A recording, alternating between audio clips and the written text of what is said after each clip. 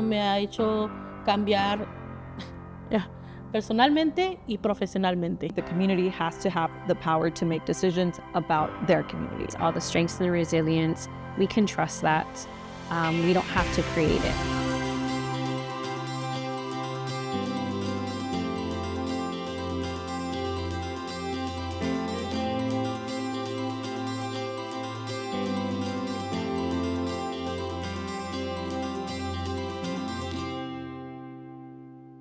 And I want to talk a little bit about that importance, though, of leaning more into that peer learning, through people with lived experience. Why is that such a hallmark of this? Yeah, no, that's, if anything, I think that's one of the things that we always say is what makes Prosperemos Juntos thriving together, that the persons with lived experience are at the heart of the work. They're the ones that are, part of the governance. So one of our, the key pieces of our program is that the coalition governance, the folks that make decisions for the coalition, 1/3 has to be persons with lived experience. So they have to be the folks that are actually experiencing the inequities that the coalition is actively trying to work at, right? So that means that they're looking at budgets, like Haiti mentioned, nunca había visto un presupuesto, but she'd never seen a budget before, but she learned a budget and now she can tell you she's better at budgets than me, I think. I know you're better than me. Not a numbers person. But yeah, so Haiti, she knows budgets. They have difficult conversations about whether it's, hey, what are we learning? We're struggling with, maybe we came up with a beautiful plan, but now that we're actually implementing this plan, there's things that maybe need to shift. And having those conversations and making decisions as a coalition with, organizational leaders and community members and just making those decisions. So the governance has to have involvement, not just involvement, but active participation from persons with lived experience, because again, they're the experts. They live in the neighborhood. Heidi's a resident of El Azteca, so who better to tell you what's going on in El Azteca, what's right, what's wrong, what the residents of El Azteca want. And so we also, during our implementation phase, we also offer capacity building funds to the coalitions. And so this is in addition to their budget. So coalitions have their budget to actually implement their health equity strategy that they developed throughout the Learning Collaborative.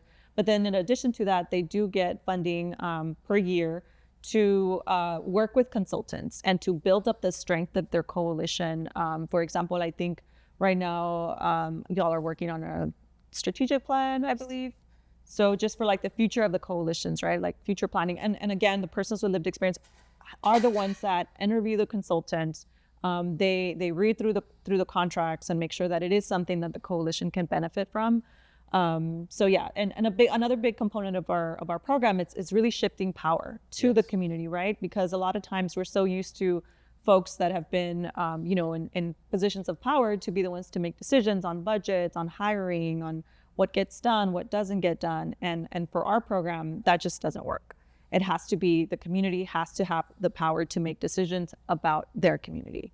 And so that's a key component of our program. I find that also just such an interesting thing where, breakthroughs can happen and realizing we do have the skill set, we have the knowledge to make these decisions, and how do we go about that? And I'm curious, with Heidi, you're here at this convening that's taking place today, but what were some of those things that maybe as you've attended have helped you re-energize you in the work that you're doing right now?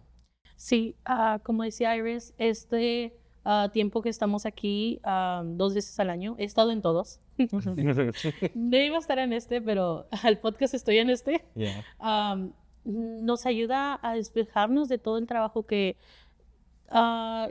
yo, como estando en el departamento gubernamental, como no estoy más como en el tomar acción, sino como el estar administración, pensando.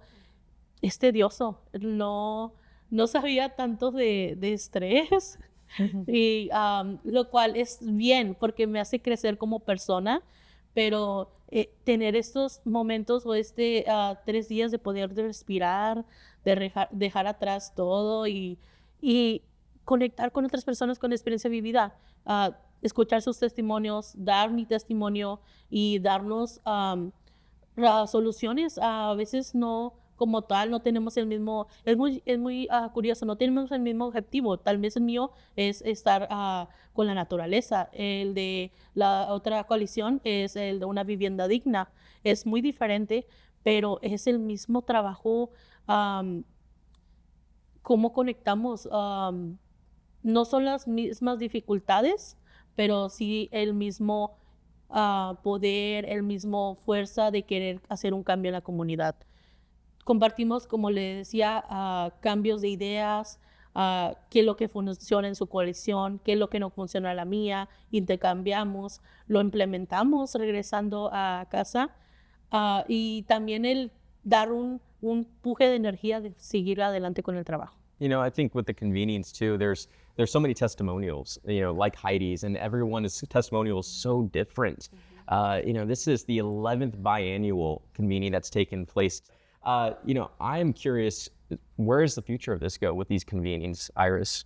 Yeah, that's something we've had an opportunity to be dreaming about in the past year. We're really blessed to be well resourced and supported in our organization. And so one of the things that we had been dreaming up and planning for is another phase.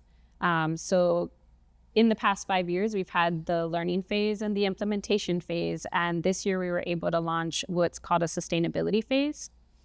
So we are very excited about that, to be able to additionally support and accompany coalitions into the next 4 years. That phase will continue to be, as of right now, 4 years long with additional funding and a convening. So currently, the collaborative learning phase staffers have been supporting the planning and designing alongside with the persons with lived experience for convenings up until now. Moving forward, what we are dreaming up is a world where February convening would be led and co-designed by the learning phase staffers and persons with lived experience, and the sustainability phase would manage September. So planning specifically around sustainable practices, how do we sustain the work overall within our coalition? And even the learnings will be focused on sustainability moving forward. So that's a bit of a change to come. We are excited about it. It happened naturally a bit already with our continuous learning steering committee, which is comprised of persons with lived experience participants that have been in the learning phase and the implementation phase. And so they'll continue the support of the sustainability phase convenings moving forward. But we're excited. I don't know that it's going to feel very different initially. I imagine, though, we're going to continue learning a whole lot about what actually happens once we implement that shift and change in a more intentional fashion. Yeah, again, going back to that sense of being intentional and sustaining this work, that's going to continue. Heidi, I mean, I know you have plenty of stories to share, and I'm curious if there's something, you know, that you would like to share from the work that your coalition has specifically done that you want the audience to know about. Yo personalmente lo veo los 3 años en diferentes fases, mis propias fases. El primer año era pues no sé qué estoy haciendo aquí, o no sé en qué me metí, y estoy escuchando y viendo todo. No sabía cómo funcionaba una agenda, cómo hacer minutas, y yo era la secretaria, so tenía que estar arriba de todo, a tiempo de todo, pero no sabía cómo funcionaba un steering committee. Y luego ya no somos steering committee, ahora somos board members, y era un cambio tras otro.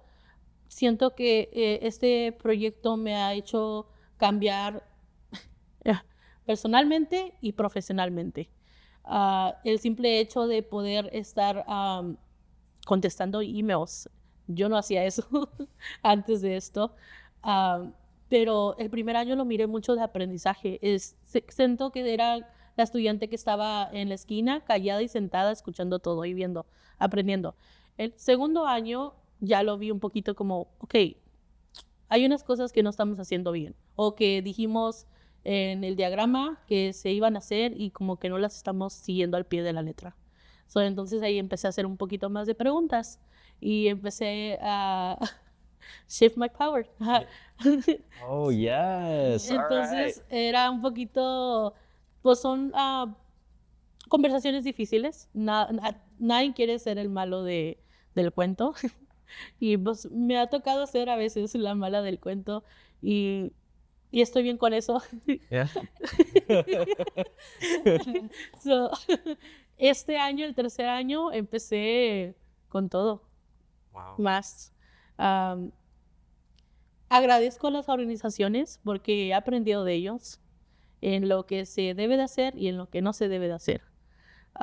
Pero siempre voy a estar agradecida porque ellos fueron los primeros que vieron a mi barrio, a reconocerlo.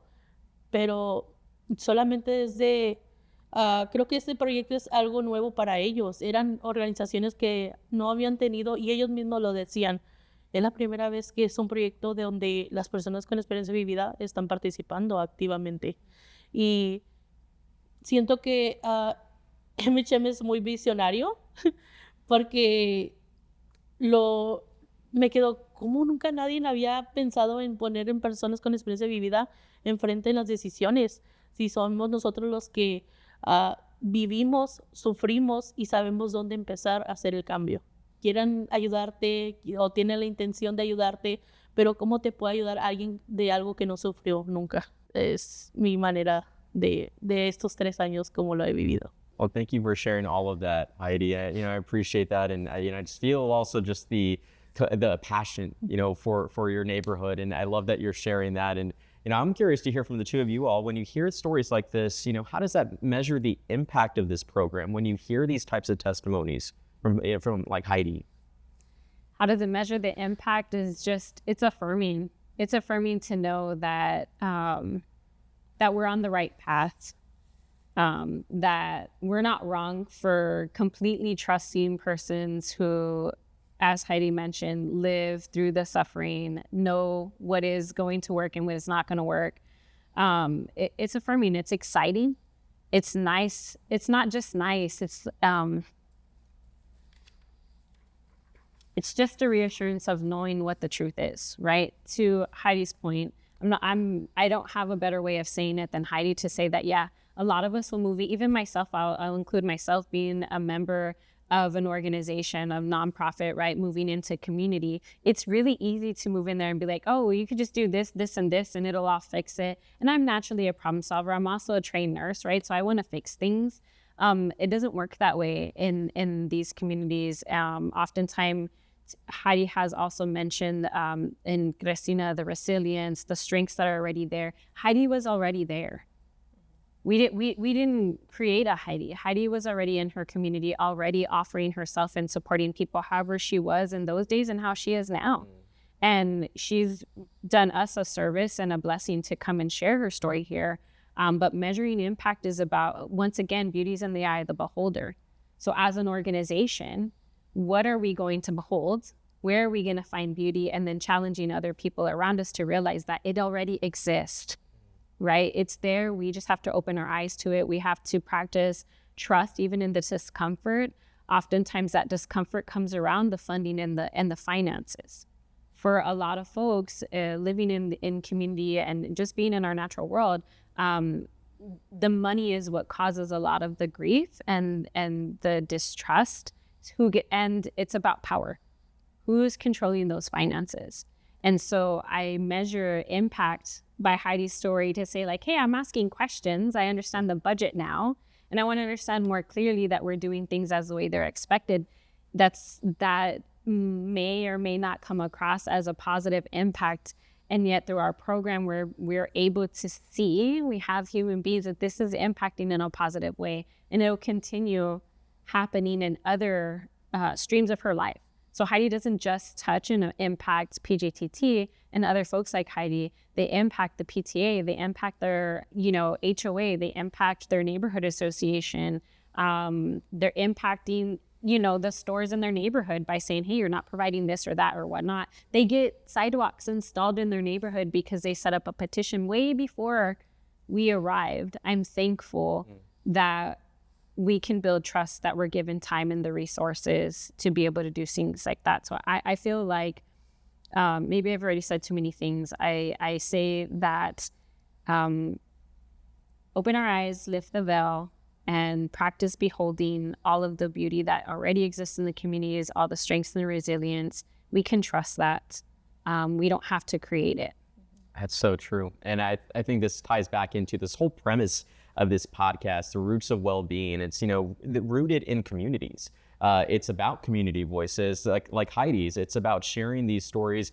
But, to your point, Iris, even what you're saying is that, Heidi was Heidi before she even came into this program. Right. And I think that that's such a big part of all of this is that, MHM, doesn't have the solutions. We are here to, yes, listen, learn, stay curious about communities and learn where we can improve, but really know where the power is. And it's rooted in the people. That's where it is. And so I'm just so excited that, we're here having this conversation. And I want to ask you also as well, Christina, when you hear, Heidi just sharing her experience, how does that feel for you? Maybe not necessarily the impact sense, but how does it feel?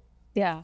Well, I'm going to just echo a lot of what Iris said, but also I was fortunate enough to actually meet Heidi the first time that she started working with us, and just, having conversations with her, learning about who she is and her family and just the love that she has for her neighborhood. And also just understanding that, the change that's coming into the neighborhood, it's already visible. Like, it's been 3 years and there's already change that's visible, but the change that's going to come after it's still to be seen. And it's just like what we like to always say is like, we're just kind of scratching the surface. We're just starting to see the impact that Prosperemos Juntos, Striving Together, and the work that Heidi and the coalitions are doing, the impact that it's going to have in communities in the long run. Like, we're just starting to see that. And so that's really exciting. I know Heidi was mentioning that she was even scared to introduce herself the first time that she walked in. And now, I don't think she hasn't shared this, but she goes and she talks in front of city council, and she, petitions for things, and she has meetings with the Border Patrol. And so she's very active and very vocal, and just kind of seeing that, and not just with Haiti, but throughout the community, throughout our coalitions and the mid-border in San Antonio and Tri-County area. It's just a really amazing to experience and know that we're a little piece of that. Yeah, it's building on those existing strengths, as we've said and as we've learned here today. And Heidi, is there maybe something that you want to say? What fuels you, even more so now, to do the work that you're doing? Ya no nomás soy yo, está una comunidad atrás de mí y tengo que, aunque esté nerviosa o aunque no, a veces no lo quiera, lo tengo que hacer por mi comunidad. Well, thank you for sharing everything that you guys have shared today. And we're getting ready to wrap up here, but I want to finish with some final takeaways, just things that we really do want to remind the audience of what we discussed here. Of course, the real thing is it's rooted in the people, but what is some of those key takeaways that you'd like for the audience to have in their back pocket, Iris? No. What's in the back pocket is that change is difficult, and you might hear that anywhere and everywhere. Accompaniment, sharing and shifting and sharing power is difficult. It's not going to be easy. It's going to feel all types of wrong. But I encourage people to take the chance to find one space in their life where they might be able to practice getting a little bit more comfortable with shifting and sharing power, and understanding that you don't have to have all the answers. You don't have to be the leader. You can practice accompaniment so that this way you can learn, and maybe that other person's going to learn something from you, and take a chance on us, right? So we're here, we are in service. We do want to be in partnership and more than anything in relationship, because I want to witness all the amazing things that people are already doing in their community. If I can lift it up somehow or be of support or just show up, we will. And we have, and we will continue doing so. That is an important part of our program. But ultimately, that's always that internal, external tension of shifting, how we do things. It's there, but it's worth it. How about you, Christina? I would say that everybody has something to share, to bring to the table to create the solutions that we're looking for. So, for example, the organizational leaders that are part of the coalitions, they bring, a wealth of expertise. They bring years, decades sometimes of experience of doing this work, right? And so they're bringing that to the table, and the community is also bringing years, decades of expertise from being community members, for going through those challenges. And so when we put those together in a coalition, and we learn to work together and to make decisions together in a way that's benefiting our communities, like, the impact of that is just beyond. So that's what I definitely, I think it's a really exciting piece of our work. Yeah, it really is. Heidi? Any last thoughts? Yo solamente quiero dar un mensaje para las nuevas coaliciones, si es que lo llegan a ver. Pues espero que sí, y quiero saber que sí. Hagan preguntas con su punto de contacto con MHM. Todas las preguntas que puedan hacer. No, creo que eso es algo que a nuestra coalición le falló un poco el primer año, estar un poquito de estoy haciendo las cosas bien, necesito ayuda. Ellos incluso pueden ir a tu lugar todo un día. Supongo que han ido a ayudarnos, porque ellos están para eso, para ayudarnos. Y el cambio da miedo, da mucho miedo, pero si yo pudiera ir para atrás 2 años, diría, vas a estar bien, solamente sigue tu corazón. Desde un principio no despierta un poquito antes, tardas mucho en despertar, pero me siento lista, me siento preparada para el futuro. Si llegara o no mi coalición a seguir, yo como persona puedo seguir para un cambio a mi comunidad. Me veo que puedo estar en una posición de poder después de todo este aprendizaje. El cielo es el límite. Thank you for sharing all of that. And thank you all again for having this conversation. And just want to tie it back. And, for this season of the Roots of Wellbeing, we are focused on the voices of humanity. This is our last episode of the season.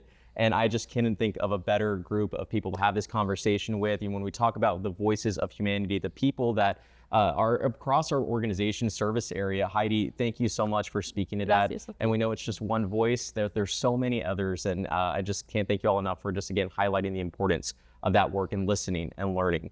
If you'd like to learn more about Prosperemos Juntos, you can head over to our website, mhm.org, and to learn more about this podcast, be sure to search for the Roots of Wellbeing. We'll see you next time.